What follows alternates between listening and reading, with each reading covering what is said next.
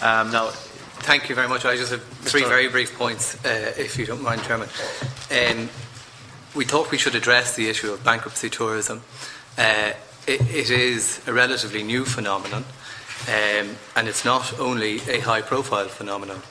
It's important to bear in mind that the European Treaty guarantees free movement of people, so there's nothing inherently wrong about it, but it is an issue that needs to be considered. The UK is an attractive jurisdiction. It's close proximity, the common language, and a similar legal system. And we feel that for so long as there are material differences between the legislation enacted here and in that closest jurisdiction, that there will be the prospect of tourism.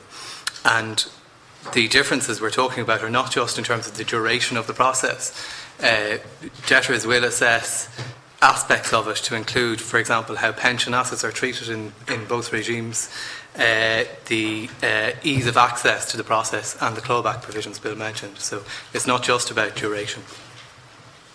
On the issue of private trustees, ISIP welcomes the development and the apparent provision for private trustees.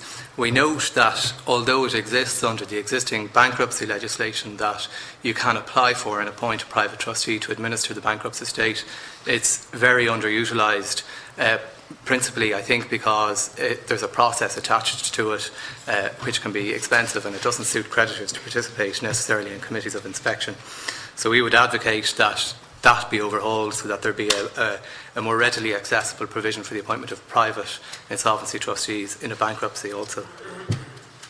And finally, in terms of licensing, ISIP is advocating that the private trustees would be licensed by the Insolvency Service. And in fact, although perhaps not for today, but the desire to see licensing goes beyond personal debt and bankruptcy, and we would like to see that for office holders and corporate insolvencies also. Thank you very much. Okay, thank you very much. That's Mr. Hughes. You're done on that. Okay. Could I ask? Sorry. Yeah. Could I invite Mr. Hall or Mr. Maguire to make an opening statement, please?